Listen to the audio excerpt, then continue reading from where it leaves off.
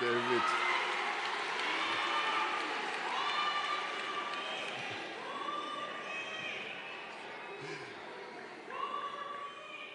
David Mabuza, former Speaker of the National Assembly, Ms.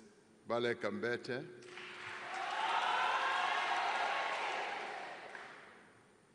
former Deputy Speaker of the National Assembly, Mr. Lichisa Tsinodi, former Chairperson of the National Council of Provinces, Mr. Amos Masondo, Mayor of the City of Cape Town, Mr. Gordon Hill-Lewis, Dean of the Diplomatic Corps, regional deans, and heads of missions, members of Parliament, and fellow South Africans.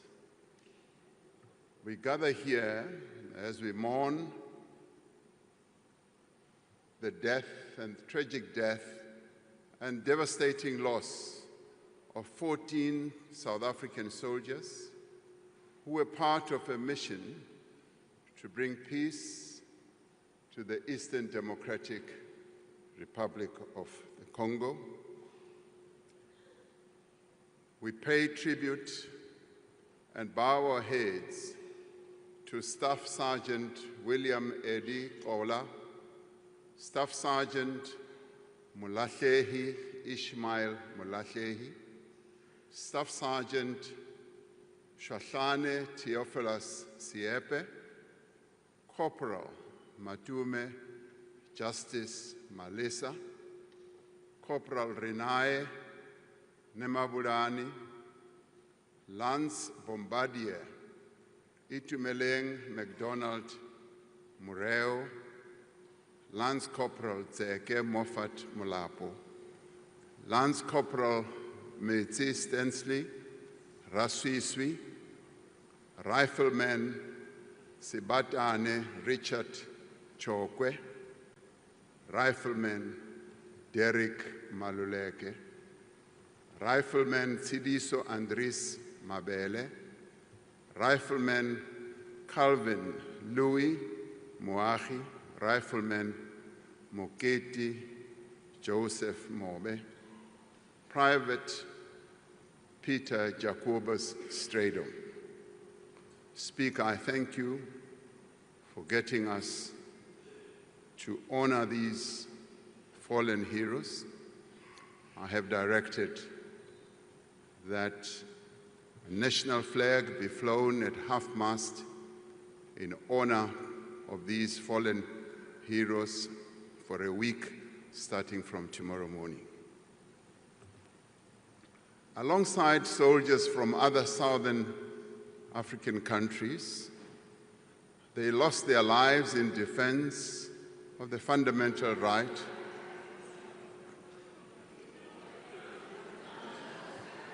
of the Congolese people to live in peace and security. They lost their lives not in the pursuit of resources or territory or power. They lost their lives so that the guns on our continent may be forever silenced. So we salute them. My fellow South Africans, this State of the Nation address is taking place as we celebrate 70 years since the adoption of the Freedom Charter at the Congress of the People in Kliptown in 1955. The Freedom Charter is the cornerstone of our democratic constitution. It sets out a vision of a united, non-racial, non-sexist, democratic and prosperous South Africa. It also sets out a vision of a country in which government is founded on the will of the people of South Africa, where the land is shared among those who work it, where the people share in the country's wealth and in all that the country produces and are all equal before the law. It is this vision that continues to guide us as we work to build the nation that we all want. It is the spirit of the Congress of the People that inspires us as we prepare for a national dialogue in which South Africans are once again called upon to chart a new path for our country. We must chart this path in a world that is rapidly changing. It is a world of both interdependence and competition, of cooperation and conflict. It is a multipolar world in which new countries are emerging to play a greater role in global affairs. We are seeing intensifying competition over issues such as trade, technology, and influence in global institutions. There are global fundamental shifts underway that affect every aspect of human life, from the growing impact of climate change to rapid advances in artificial intelligence, geopolitical tensions, and violent conflicts. In the face of these challenges, we are witnessing the rise of nationalism, protectionism, the pursuit of narrow interests, and the decline of common cause. This is the world that we, as South Africa, a developing economy, must now navigate. But we are not daunted to navigate our path through this world that constantly changes. We will not be deterred. We are, as South Africans, a resilient people, and we will not be bullied.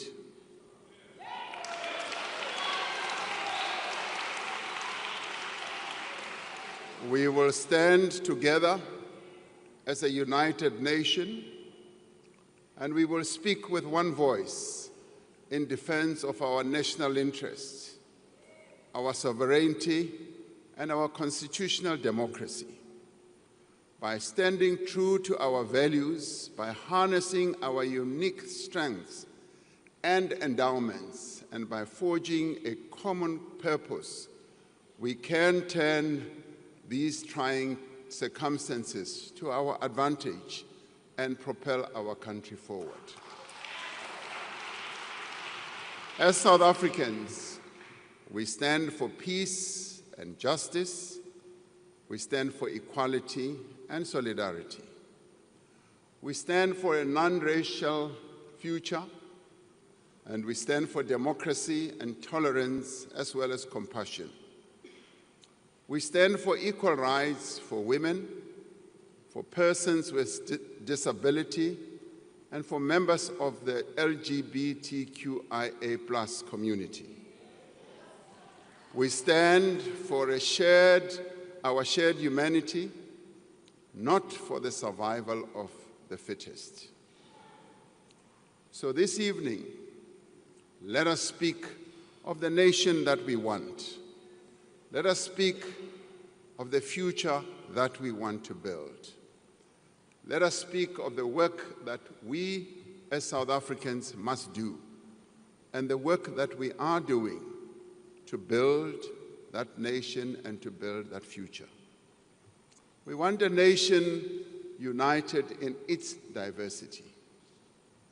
At many difficult moments in our past, we found strength in working together towards a common goal. Through partnership, we brought peace and democracy to our country, which was once troubled.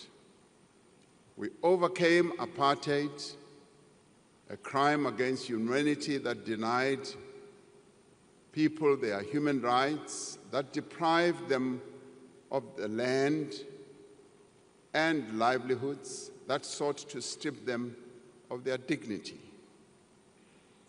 that humiliated them. Through partnership, we overcame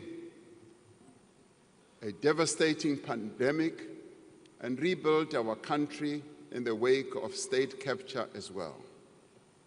Together, we have built durable institutions that support our democracy, that protect our fundamental rights and promote the well-being of South Africans. We have built meaningful partnerships between government and business and labor and civil society and other social partners to drive growth and development. These stand as models of cooperation for the rest of the world. South Africans are continuing to work together to confront our country's challenges and build a nation that works for all. Guided by the wishes of the people as expressed in last year's elections, we have formed a government of national unity to give expression to our culture of cooperation. As political parties, we have set aside our differences and agreed to work together for the good of all South Africans. In the last week, we have adopted the Medium-Term Development Plan, which sets out a clear and ambitious program for the next 5 years. The actions contained in the Medium-Term Development Plan will advance our 3 strategic priorities. Firstly, to drive inclusive growth and job creation. Secondly, to reduce poverty and tackle the high cost of living. And thirdly, to build a capable, ethical, and developmental state. Our most urgent task is to grow our economy so that we can create jobs, reduce poverty, and improve the lives of South Africans.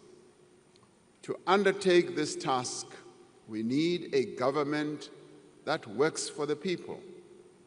We need a state that is capable, competent, underpinned by a professional public service. South Africans want a state that treats all people with dignity, humility, and respect. A state with leaders who are prepared to serve our people with complete dedication, and public servants who are ethical, skilled, and properly qualified. To achieve these objectives, we are strengthening the role of the Public Service Commission in the appointment of key people who direct the affairs of our state, such as Directors General, Deputy Directors General, Chief Executive Officers of SOEs and board members and other senior positions. We will introduce a graduate recruitment scheme so that we may attract the best and the brightest in the public service. A capable state must start where our people live and work. In many cities and towns across our country, roads are not maintained. Water and electricity supply is often disrupted.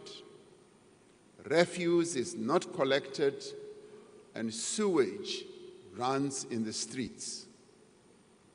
In part, this has happened because many municipalities lack the technical skills and resources required to meet our people's needs.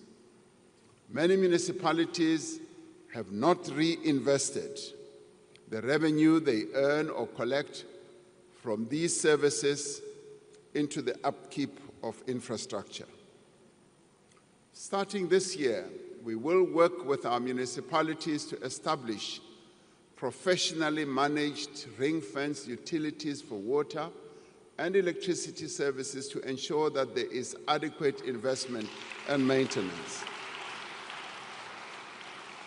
Many of the challenges in municipalities also arise from the design of our local government system. We will therefore undertake extensive consultation to develop an updated white paper on local government to outline a modern and fit-for-purpose local government system. We will also review the funding model for municipalities. We will do so because many of our municipalities truly do not have a viable and sustainable revenue base. We will work with traditional leaders in the implementation of local development programs. We will also seek to work with our traditional leaders in ensuring that they continue their own work as we give them the recognition as the natural and indigenous leaders of our people. We will expand our support to municipalities that require assistance, drawing on the lessons of the Presidential eThekwini Working Group. We are seeing great progress in eThekwini as we implement the district development model, which enables all key role players, as in government, business, labor, and community-based organizations, to work together. As we work to reform the public service and build the capability of the state, we will harness technology to transform the way government works. We will invest in digital public infrastructure to give South Africans access to government services anytime, anywhere, through a relaunched government gov.za platform. At the heart of this transformation will be the implementation of a digital identity system. Now, these measures will in the end transform the relationship between citizens and government and create one government that is accessible to every person at a touch. We want a nation with a thriving economy, an economy that benefits all. To create this virtuous cycle of investment, growth, and jobs, we must lift economic growth to above 3%. To achieve higher levels of economic growth, we are undertaking massive investment in new infrastructure while upgrading and maintaining the infrastructure that we have. We are developing innovative ways of funding infrastructure.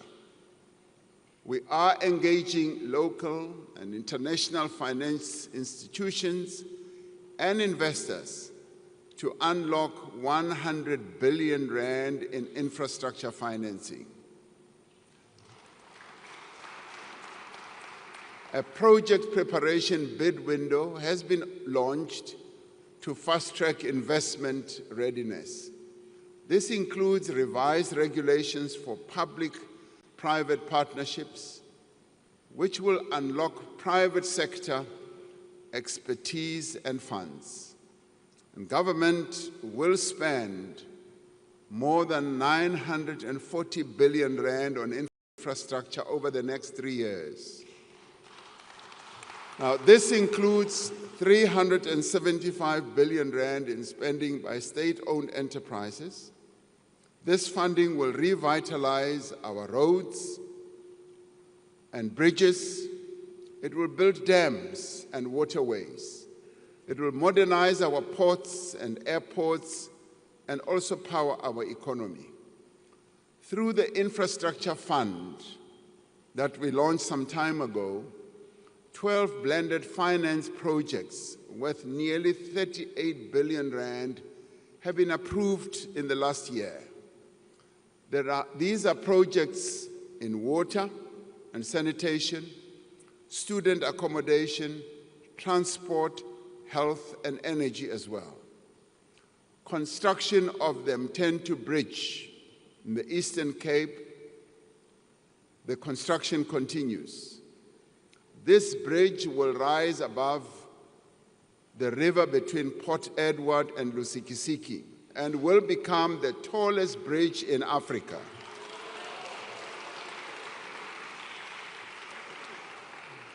The Podihadi Dam in Lesotho will feed 490 million cubic liters of water a year from the Lesotho highlands into the Vaal River system, securing water supply to several provinces for years to come. Working with international partners, we are revitalizing small harbors, unlocking economic opportunities for coastal communities. We're also looking very closely at the harbor that we will build in the Northern Cape, in Boegoebaai, because that is going to be a game changer for the Northern Cape. We are steadily removing the obstacles to meaningful and faster growth. The economic reforms that we are implementing through Operation Vulindlela have created a new sense of optimism and confidence in our economy. Investors are looking at South Africa with much more interesting eyes as they see the reforms that we are implemented through Vulindlela. We have made progress in rebuilding and restructuring a number of our network industries. We are seeing positive results in the improvement of the functioning of our network industries, as well as the investment opportunities that are opening up and are being taken up by investors, leading to job creation. Working together with business, labor, and other social partners, we must now finish the work that we started. Over the coming year, we will initiate a second wave of reform to unleash more rapid and inclusive growth. Our immediate focus is to enable Eskom, Transnet, and other state-owned enterprises that are vital to our economy to function optimally.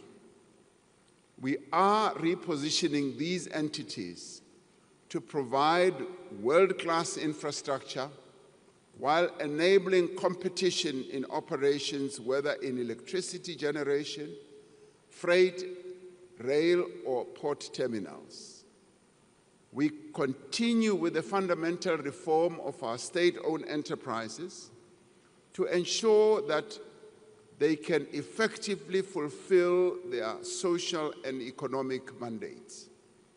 Now, this includes the work underway to put in place a new model to strengthen governance and oversight of our public entities. We will ensure public ownership of strategic infrastructure for public benefit while finding innovative ways to attract private investment, to improve services, and to ensure public revenue can be focused on the provision of public services. We are in the process of establishing a dedicated SOE reform unit to coordinate this work. The measures we have implemented through the Energy Action Plan have reduced the severity and frequency of load shedding, with more than 300 days without load shedding since March 2024. Now, while the return of load shedding for 2 days last week was a reminder that our energy supply is still constrained, we remain on a very positive trajectory, whether people like it or not.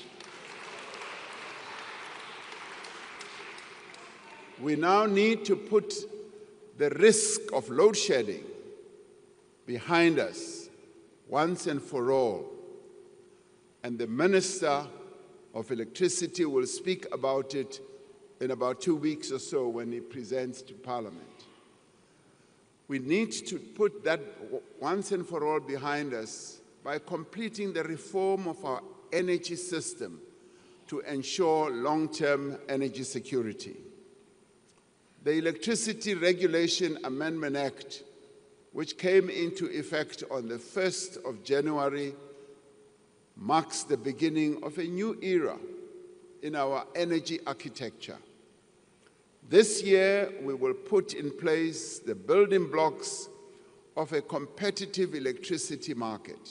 Over time, this will allow multiple electricity generation entities to emerge and to compete.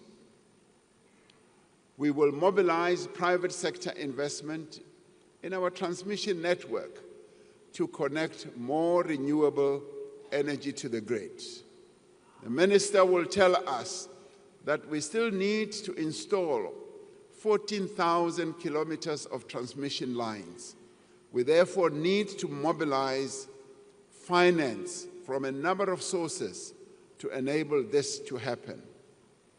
As we reform our energy system, we are continuing to build successful multilateral partnerships in the global effort to halt the devastating impact of climate change. Our just energy transition is gaining momentum. Over $13 billion have been pledged by the international community, and significant private capital is being invested locally. We are determined to meet our carbon reduction commitments and will do so at a pace and at a scale that our country can afford. We are revitalizing our port terminals and rail corridors through the Freight Logistics Roadmap, which was adopted by Cabinet, leveraging private capital to restore our logistics infrastructure to world-class standards. Transnet's performance has stabilized and is steadily improving. We released a network statement in December last year, which for the first time will enable private rail operators to access the freight rail system that will continue to be owned by the state. Open access to the rail network will allow train operation companies to increase the volume of goods transported by rail while our network infrastructure remains state-owned. This will ensure that South African minerals, the vehicles that we manufacture, our agricultural produce reach international markets, securing jobs and earning much-needed revenue for our fiscus. New cranes and other port equipment are being commissioned to speed up the loading and unloading of cargo and reduce waiting times for ships in our various ports.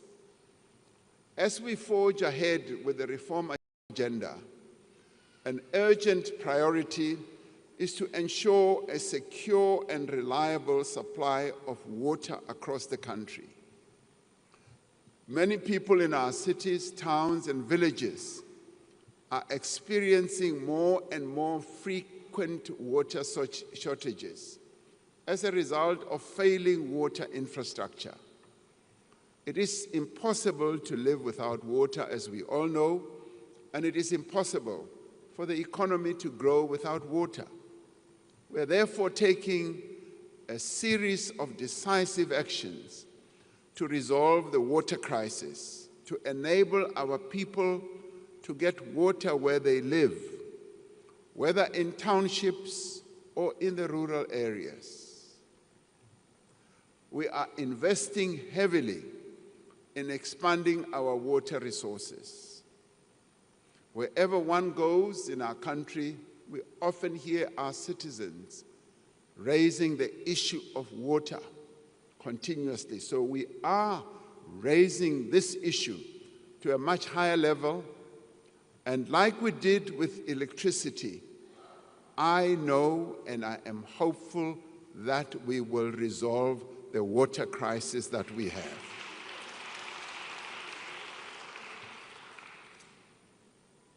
Loko famba uya atindaweni to tala u kuma ku ri vakhegulu va rila hi yona mhaka leyi ya mati.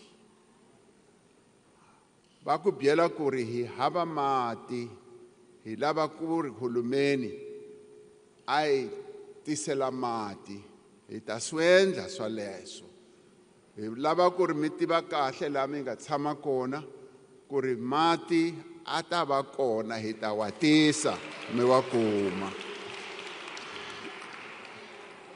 To date, the Infrastructure Fund has secured 23 billion rand for 7 large water infrastructure projects. We have ended delays in major water infrastructure projects like Phase 2 of the Lesotho Highlands Water Project and the Umkomazi Dam. Work is underway to prepare for construction of the Ntabelanga Dam on the Umzimvubu River to supply additional water for domestic use as well as for irrigation in the Eastern Cape.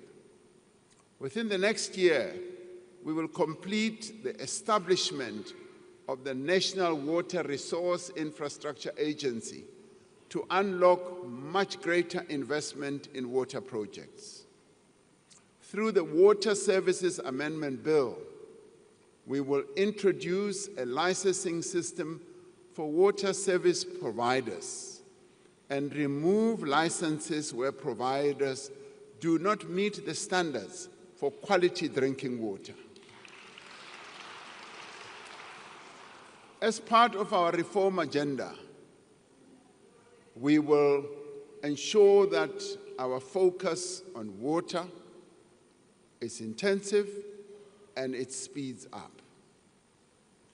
As we move ahead with our reform processes, we will continue to enhance our visa system to make it easier for skilled people to invest in our country and to grow tourism. This year, we will launch the electronic travel authorization system to enable a secure, fully digital visa application process. Now, this system will use artificial intelligence and automation to reduce the scope of corruption and enable rapid turnaround times for tourist visas. We have cleared over 90% of the backlog of more than 300,000 visa applications.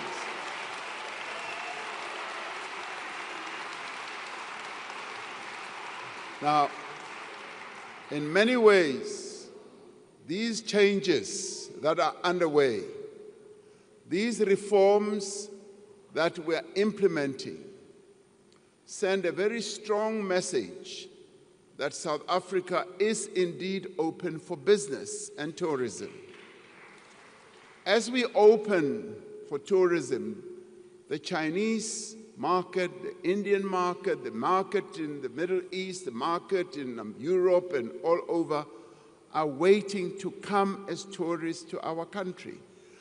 We want a nation in which prosperity and opportunity is shared by all. For many decades, our economy has been held back by the exclusion of the vast majority of South Africa's people. Black South Africans were deprived of land, of capital, of skills, and of opportunities. our economy was starved of the potential that it has. And this is why we need to transform our economy and to make it more inclusive. That is why our focus is on empowering our people, on empowering women and persons with disabilities, because they were deliberately excluded from playing a role in the economy of their own country. And we will set up a transformation fund worth 20 billion rand a year over the next 5 years to fund Black-owned and small business enterprises. We will fast-track the regulations of the Public Procurement Act to ensure that businesses that are owned by women, by young people, and persons with disabilities receive equitable opportunities in government contracts. And we have started and will continue to train women entrepreneurs to enable them to compete for government tenders. In November last year, we launched the National Skills Fund Disabilities Program. In its first phase, this transformative initiative will empower over 10,000 persons with disabilities through tailoring training for them and through ensuring that they get stipends and specialized tools. This part of the work we must undertake as business, as government and labor and civil society to enable people with disabilities to play an important role in the economy of our country. For far too long, they've been relegated to the back rooms of everything. Through these programs, we are not only righting a grave historical wrong, we are unleashing the potential of our economy for sustained growth. We want a nation where there is work for all, where every person can earn a decent living and realize their potential, where the rights of workers are protected and working conditions are improved, where women and men receive equal pay for work of equal value. We need to ensure that growth creates jobs for all, and especially for young people. The success of the presidential employment stimulus shows how public employment programs can create meaningful work that generates a wider benefit and contributes to sustainable employment. The employment stimulus that we introduced during the COVID period has created almost 2.2 million work and livelihood opportunities through innovative models that provide high-quality work to participants. The Social Employment Fund has created over 80,000 jobs this year. It has supported more than 12,000 participants to enter entrepreneurial down from one generation to the next. But we have much to do, and much more work needs to be done to end poverty in our country. We must do much more to ensure that women in particular no longer face the hopeless task to feed and clothe their children. While government invests heavily to support poor and unemployed people, these programs are fragmented and sometimes they are difficult to access. We are therefore building an integrated system of support for poor and unemployed people, We are strengthening existing programs from job search support to public employment and making sure that together they provide people with pathways out of poverty. Rather than expecting those in need to approach several government agencies separately, a citizen should be able to go to one place to receive all the support that they need. To protect the gains that we have made since 1994 in advancing children's rights, we will adopt the National Strategy to Accelerate Action for Children, which focuses on 10 key priorities, including poverty reduction, child protection, and addressing malnutrition. The Social Relief Distress Grant is an essential mechanism for alleviating extreme poverty. We will use this grant as a basis for the introduction of a more sustainable form of income support for unemployed people. Now, central to our efforts to end poverty and to develop our economy is to provide decent, quality education to every South African. We are immensely proud of the achievements of the matric class of 2024.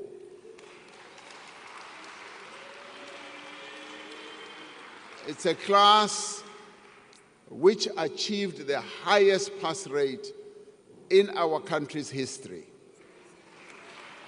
Now, 87% of learners who sat for their matric exams passed.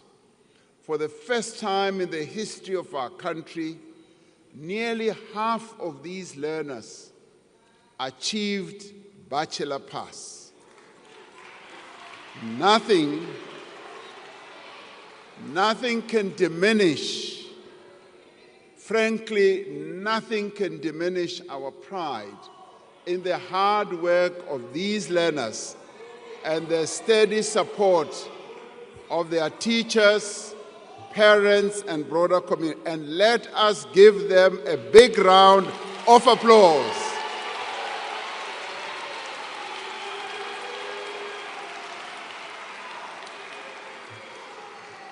We should all be proud of the class of 2024. But our immediate focus is to expand access to early childhood development for every child. Now, this will be achieved through registering and formalizing existing ECD centers and ensuring that they have the facilities, the training, and material that they need to provide quality learning. We will focus on ensuring that every child can read for meaning in the foundation phase to set them up for success in later years. To achieve this, we are implementing mother tongue-based bilingual education. We do this to improve literacy and numeracy, and rolling out lessons plans, reading books, and other interventions that have been proven to work. The Funza Lushaka bursary scheme will continue to prioritize students who want to pursue a teaching career in the foundation phase. Last year, we signed the Basic Education Laws Amendment Act, which was passed by this Parliament.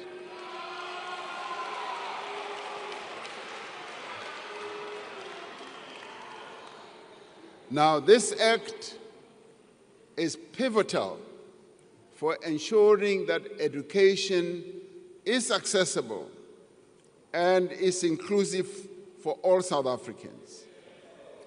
This year, the Minister of Basic Education will introduce national policy, the norms and the standards and regulations to empower all partners in the basic education field to support the implementation of the Act.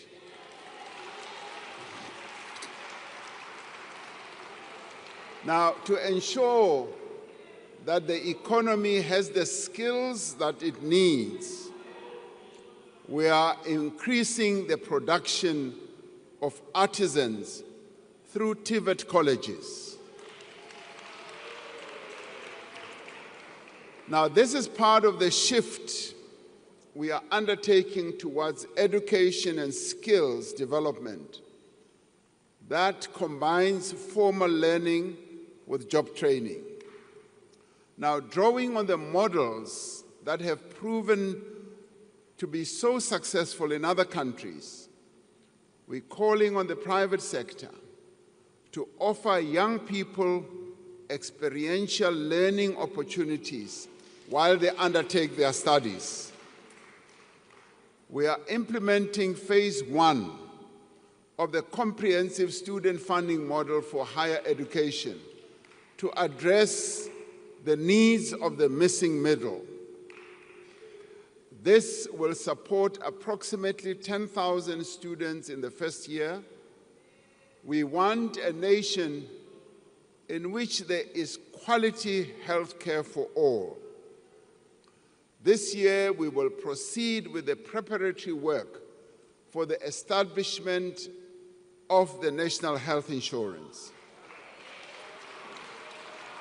Now, this includes developing the first phase of a single electronic health record system, the preparatory work to establish the ministerial advisory committees on the health technologies and healthcare benefits, and an accreditation framework for health service providers.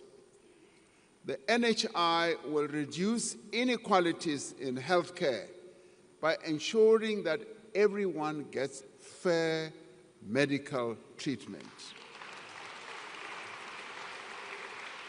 Now, the NHI will save many lives by providing a package of services that include, for example, even more especially, maternal and newborn care and services also for people living with HIV, those with TB, and those suffering from non-communicable diseases such as heart disease, cancer, and diabetes. Our most immediate priority is to strengthen the health system and improve the quality of care.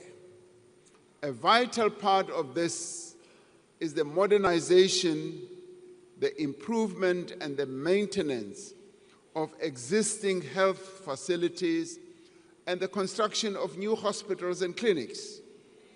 A number of hospitals are under construction or are undergoing revitalization.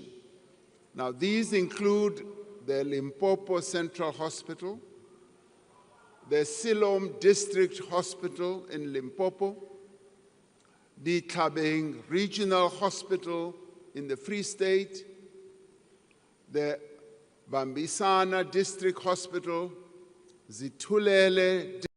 During the past year, young people secured 235,000 work opportunities through the National Pathway Management Network.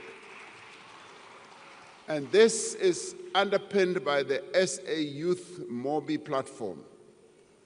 We now need to build on these innovative programs to create jobs for young people at ever greater scale. And to create jobs, we must leverage our unique strengths as well as our unrealized potential to build the industries of the future. as in green manufacturing, renewable energy, electrical vehicles, and the digital economy that is also driven by artificial intelligence. This year, we will finalize a modernized and comprehensive industrial policy that drives economic growth. We will achieve this ambition by focusing on the opportunities in localization, diversification, digitization, and decarbonization. We are working towards the full implementation of the African Continental Free Trade Area, which will tear down the barriers to trade on our continent. As the most industrialized economy on the African continent, we are positioning ourselves to be at the center of this new growing market. We are harnessing the sun and the wind to make our country a leader in renewable energy and green manufacturing. With an abundance of cheap green energy, we can produce products that are competitive anywhere in the world and create hundreds of thousands of new jobs in this process. We are making sustainable use of the rich abundance of the South African earth by supporting our farmers, improving our logistics network and rural supply chains, and opening new export markets for products that we grow or produce. We can significantly expand our agricultural sector. We want South Africa to be leading in the commercial production of products such as hemp and cannabis, a product that is so well known in the Eastern Cape and KZN, a product that our forebears have produced for generations and generations. We can add modern value to it and bring it to the shelves of the entire world. We are breathing new life into the mining industry, which remains one of our most important and valuable endowments. I often say that mining was the bedrock on which our economy was built, and it continues to be a sunrise industry. We are on track to implement a new, modern, and transparent mining rights system this year, which will unlock investment in exploration and production. We will put in place an enabling policy as well as a regulatory framework for critical minerals. By beneficiating these minerals here in South Africa, we can make use of the extraordinary wealth that lies beneath our soil for the benefit of our people. Even more valuable than our natural resources are the diversity, the energy, and the talent of the people of this country. The services sector is now the largest part of our economy, ranging from financial services to retail, hospitality, tourism, and the burgeoning in creative industry. The tourism sector is growing rapidly, with close on to 9 million tourists having visited our country last year. One of the attractive sites in our country, which we want to see growing more and more, is Robben Island. I visited Robben Island on the 8th of January. And I got to hear that in a year they are now going to receive 300,000. They want to grow it to 500,000 visitors in a year, and most of these visitors are South Africans. So we will grow tourism through our visa reforms, through increasing the number of flights to key destinations, and through the marketing of our country as the best country to visit in the world. And we have also seen strong growth in digital services, as well as business process outsourcing, as well as data centers. As the need for data grows in the world, our country is seen as a reservoir of having data centers. And this is continuing to create jobs for young people. To support this growth, we are investing in skills development for the industries of the future. The Jobs Boost Fund has pioneered a new model that links funding for skills in demand for the successful placement and particularly employment of young people. We are expanding our support for small and medium enterprises and for the informal economy, which sustains millions of jobs as well as livelihoods across our country. This includes streamlining funding for small businesses, unlocking venture capital for high-growth startups, and developing a regulatory environment that enables rather than restricts informal enterprises.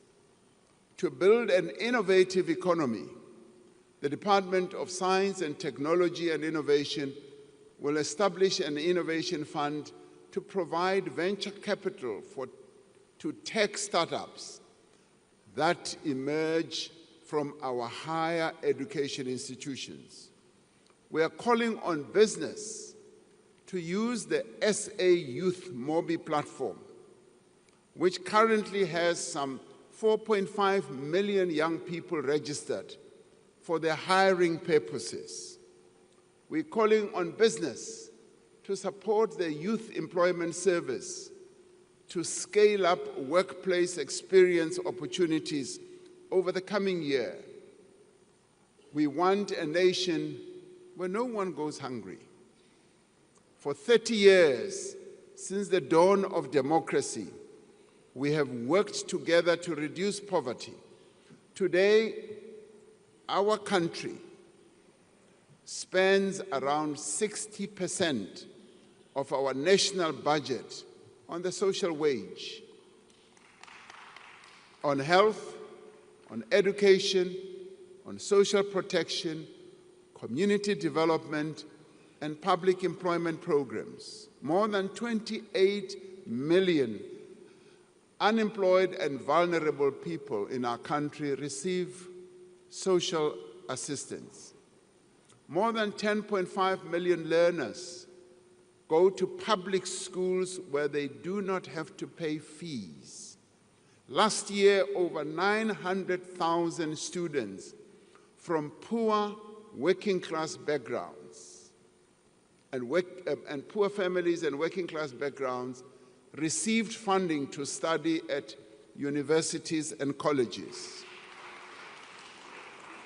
Now, through these programs, we are alleviating the worst effects of poverty. We are providing the means through which South Africans can rise above poverty that has been passed by the District Hospital in the Eastern Cape and the Bophelong Psychiatric Hospital in Northwest. Now, our projects, rather other projects, are at various stages of design and development. Now, this includes the replacement of 3 existing new central hospitals, 5 new district hospitals, 5 community health centers, and a new psychiatric hospital. To improve patient experience, we are putting more emphasis on reducing waiting times, cleanliness, and staff attitudes in the public health facilities. We are encouraged by the great progress the country has made towards ending HIV and AIDS as a public health threat. By the end of March 2024, 96% of people living with HIV knew their status. 79% of these were on antiretroviral treatment, and 94% of these were on treatment with virally suppressed conditions. Now, to ensure that we reach the target of 95, 95, 95, which has been set by the World Health Organization, we will this year launch a massive campaign to look for an additional 1.1 million people who are not yet on treatment. We are concerned about the potential impact of the decision by the United States government to suspend some of its funding for HIV and TB programs in African countries for 90 days. Now, this funding that we get accounts for about 17% of our country's HIV spend. We have been able, over the years, to provide funding from our own resources, our own fiscus, for our HIV and TB programs. We are looking at various interventions to address the immediate needs and ensure the continuity of the essential services that we might lose if this funding does not come through. Now, to tackle inequality, we do need to undo apartheid special planning, which has scarred our country, our cities, and forced many people to live far away from areas of work and opportunity.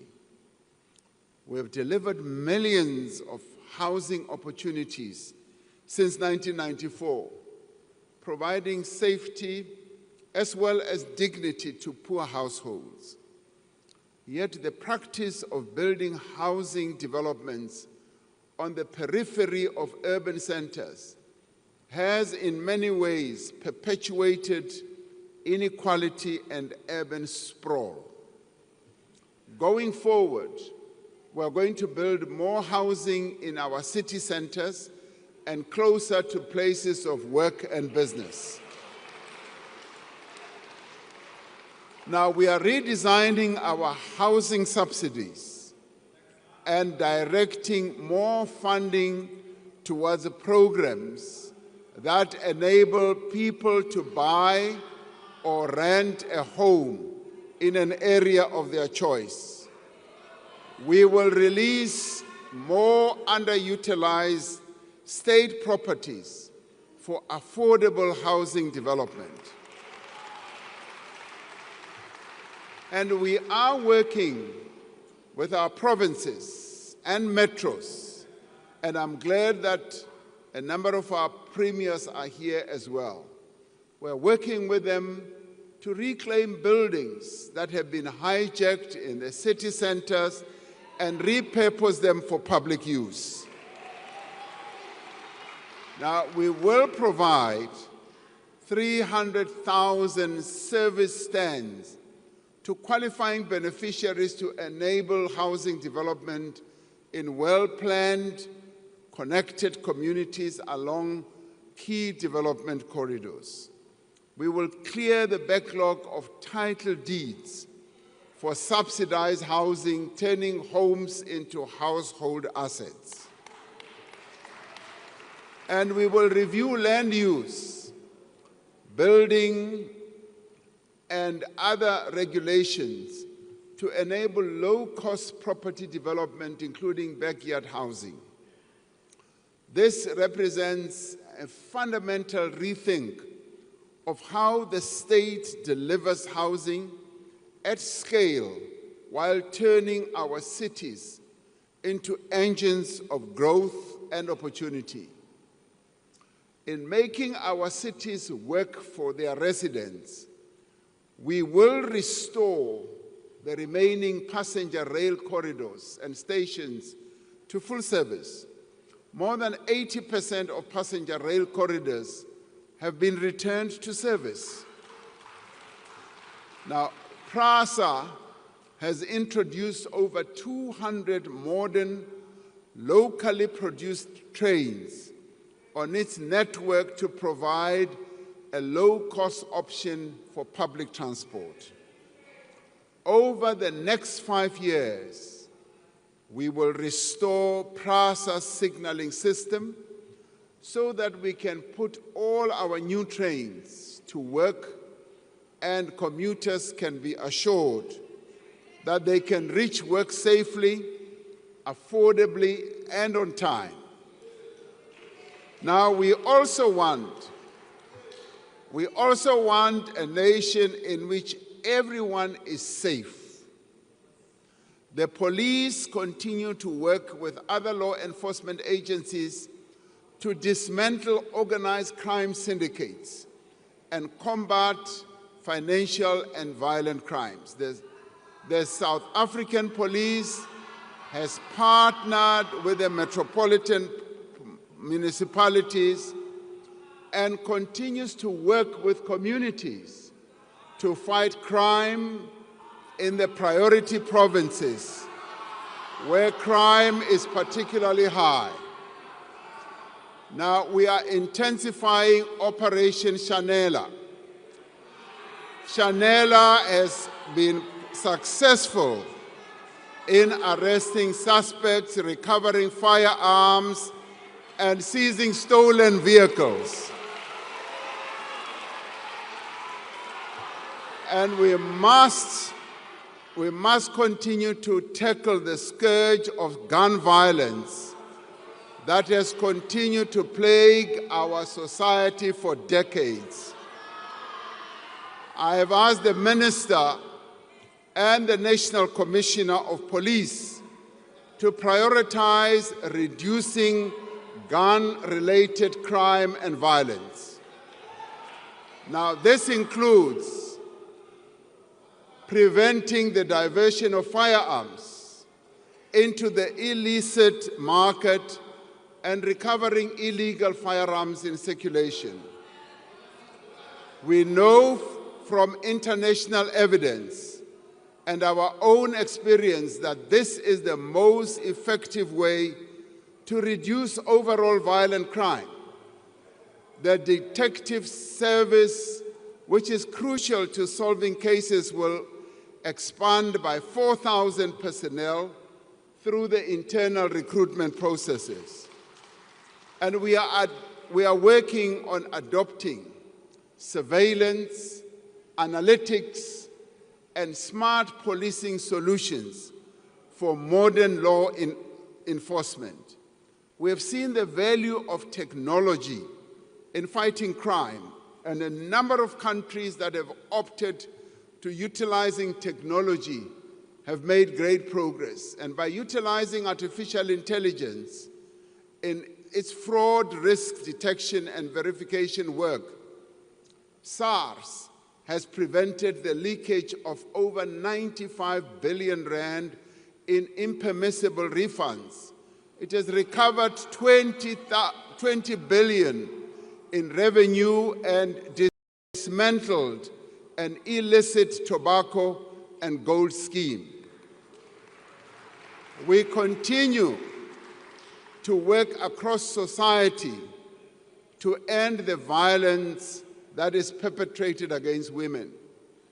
We have promulgated the National Council on Gender-Based Violence and Femicide Act, establishing a national structure to oversee a coordinated response to this crisis. We will ensure that the Council is fully functional and properly resourced. we continue to strengthen support to victims of gender-based violence. There are now 65 Tutuzela centers across the country. Out of the 52 districts in our country, 44 have gender-based violence shelters. All police stations in the country now have victim-friendly services.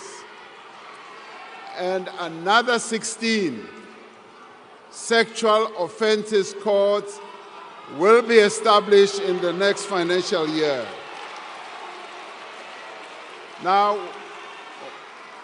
we want a nation that deals with corruption. Last year, we established the Investigating Directorate Against Corruption as a permanent entity of the NPA dedicated to investigating and prosecuting high-level corruption. We will ensure that the Directorate is fully resourced and have access to information that it needs to prosecute state capture cases and hold those responsible to account. We are establishing a world-class digital forensic lab to support the investigation of complex corruption and financial crime. We are making steady progress in implementation of the recommendations of the State Capture Commission, including signing into law several legislative reforms. The Special Investigating Unit and Asset Forfeiture Unit report that over 10 billion rand has been recovered in state capture-related cases. Now, this year, the Department of Justice and Constitutional Department will report on the review of the Anti-Corruption Architecture, National Anti-Corruption Advisory Council. This is expected to streamline legislation to eradicate duplication of mandates and foster greater cooperation between law enforcement agencies.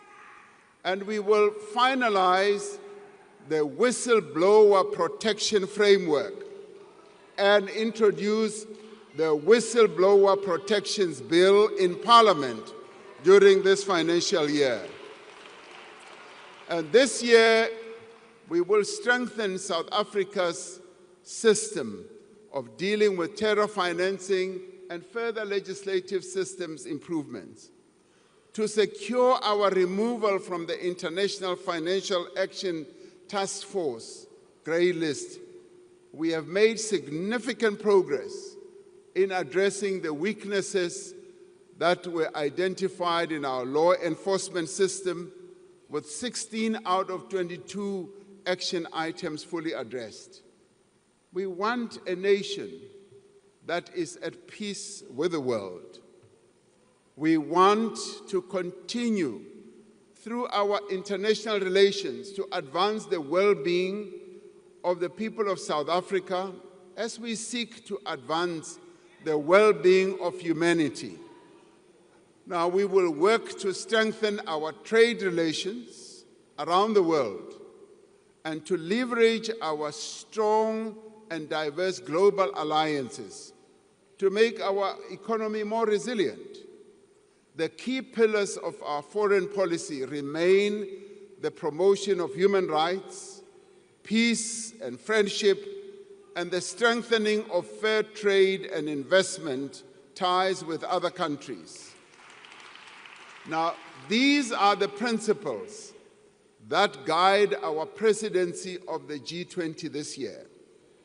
We have chosen the theme of solidarity, equality, and sustainable development to underscore the need for cooperation and partnership amongst the countries of the world. For the first time in its history, the G20 is being hosted on the African continent following, and this is particularly important following the admission of the African Union as a member of the G20. It is a great opportunity for us to place the needs of our continent and the rest of the global South more firmly on the international development agenda. Our G20 presidency is a valuable opportunity for South Africa to advance efforts towards greater global economic growth and sustainable development. Africa remains at the center of our foreign policy. We continue to work to strengthen the African Union, to support the achievement of peace, development, and economic integration on our continent. We know that our future prosperity is intricately linked and bound to the prosperity of the African continent. For South Africa to thrive, we must ensure that Africa does indeed thrive as well.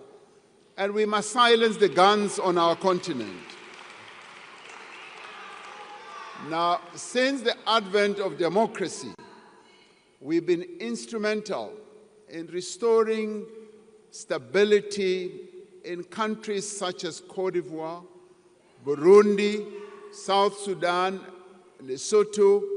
More recently, we've been part of the SADC peacekeeping mission in Mozambique that has brought relative calm and stability to the Cabo Delgado province.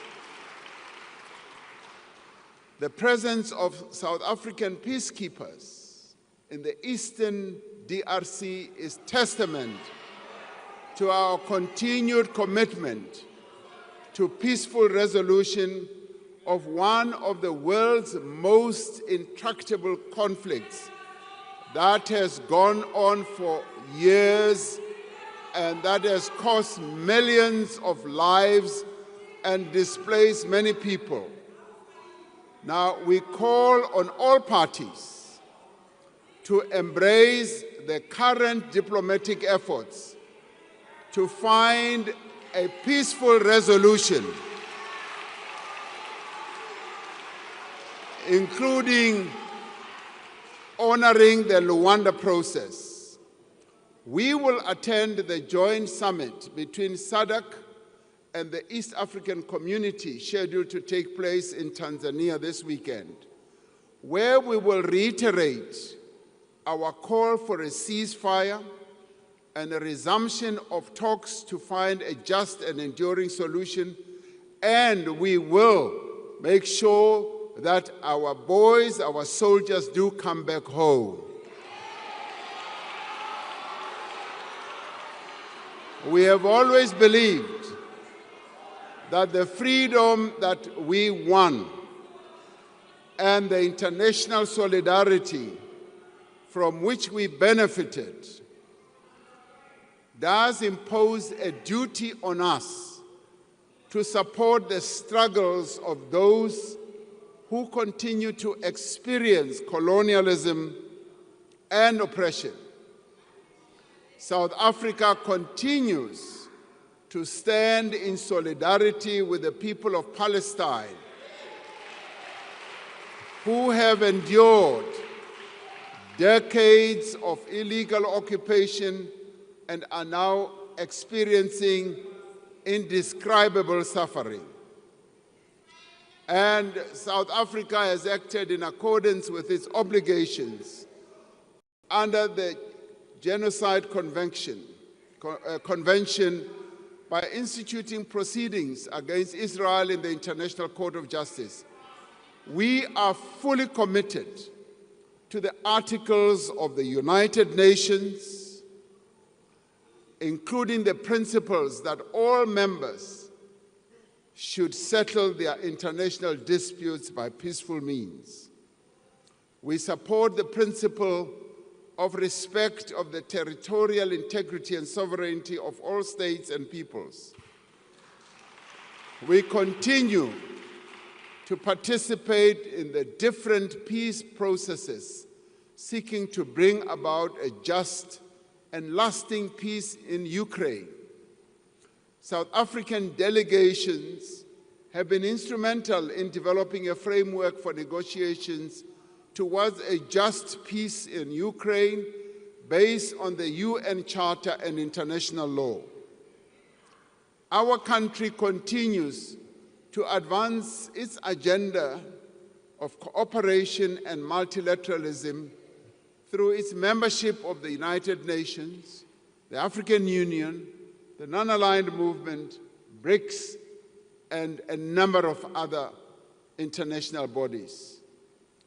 As humanity confronts unprecedented challenges, we are determined that a reformed and representative United Nations must be at the center of global affairs, and we will continue to push for progress on the reform of the UN Security Council to be a more inclusive, more effective body that is able to ensure peace and security. And we will work to ensure that the needs of the people of the world are advanced. And the work that we do and what we stand for does need to be explained to many key players, especially to our trading partners and the many countries and leaders that we interact with on the global stage.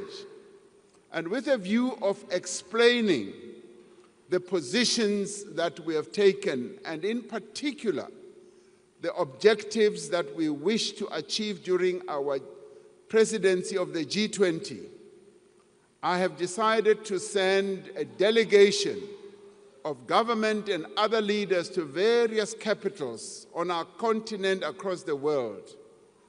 This delegation will interact with various key players on a variety of matters that affect South Africa's interests. I will direct that they leave as soon as possible to interact with various key players on our continent and in the world, so that our presidency of the G20 objectives can be well explained. All these things that we speak of are possible. As South Africans, we know the power of cooperation, of what is possible when people of different backgrounds, different races, cultures, languages, and ethnic groups and religions come together behind a shared objective. The formation of the Government of National Unity provides us with an opportunity to show once again that we can achieve what we can achieve by working together. And I call on all South Africans, united in our diversity, to come together in the national dialogue that we are going to have to define a vision for our country for the next 30 years. The national dialogue must be a place where everyone has a voice. It must be a place to find solutions that make a real difference in people's lives. The dialogue must reaffirm that each and every one of us has a role to play in building the nation that we want. We must therefore be builders and not people who seek to destroy the future of South Africans. While we may differ on many issues, we agree on one thing, that we need to build a better South Africa and improve the well-being of our people, and that we should do so not by sitting on the sidelines and shouting. We should be in the scrum working to develop the lives of our people. And so, As we enter the new era in the world and in our own country, let us speak of empathy, of compassion that we have for one another. Let us speak of the pride that we have of our country and all that we have achieved.